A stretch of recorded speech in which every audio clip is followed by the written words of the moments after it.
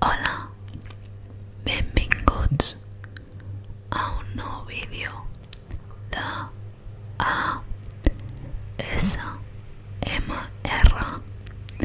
d'Airam SR. En aquest vídeo us ensenyaré el so d'una crema feta a casa amb moringa. Moringa és una planta molt bona per la salut, pel cos, és comestible fins i tot i és per tractar la pell bàsicament. Aquesta crema en pols que ara veureu, espero que us agradi. Aquest vídeo serà bastant curt i també és un vídeo per anunciar-vos que ja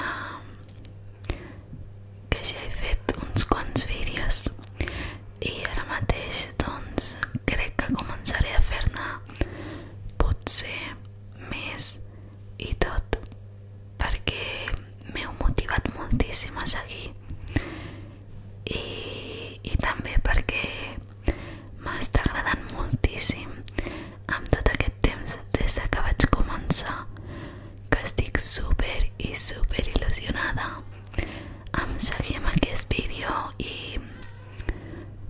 i això, doncs que puguem disfrutar de l'ASMR en català. També intentaré portar-vos alguns sons que tinc aquí en el lavabo, però ja no sortiré parlant, serà no talking per la gent que no li agradi només el xiu-xiueig i també vulgui una mica de tapping. I crec que a més també és bastant especial, a mi m'agrada molt també només escoltar els sons dels objectes. Vosaltres què en penseu? Us agrada que parli? Intentaré barrejar una mica els vídeos amb una mica de xiu-xiueig per això, sempre, perquè és algo que crec que ens agrada a tots escoltar en l'ASMR, però de totes maneres també perquè m'he acostumat i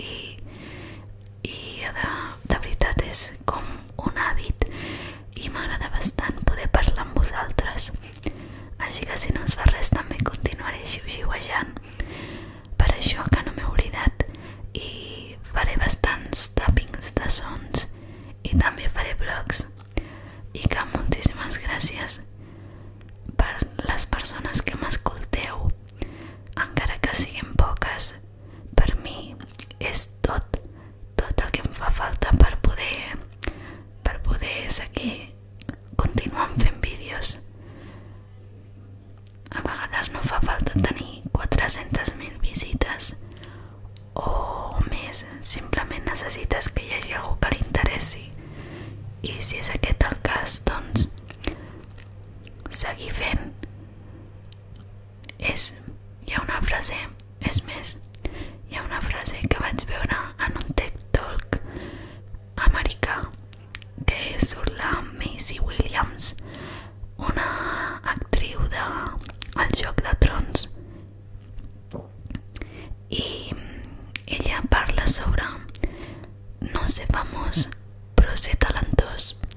A la vida la fama la pots aconseguir en 15 minuts, però tant en un bon punt arribes tan alt, també és molt més fàcil de baixar directament en 15 minuts. En canvi, si t'has treballat el talent, la constància, la perseverança i has tingut paciència i t'has construït per dins, és més difícil que l'edifici se'n vagi avall, que tot el que hagis estat construint se'n vagi a Norris. En canvi, si ha sigut només per arribar a ser famós o reconegut, primer de tot s'ha de mirar fins a quin punt, no? Aquesta fama després la pots seguir continuant mantenint, perquè potser t'ha durat per alguna cosa en concreta, però ja no saps com continuar i mantenir-te allà dalt. El més difícil no és pujar, és mantenir-se. Això també m'ho van dir fa bastant temps i crec que és molt cert. Per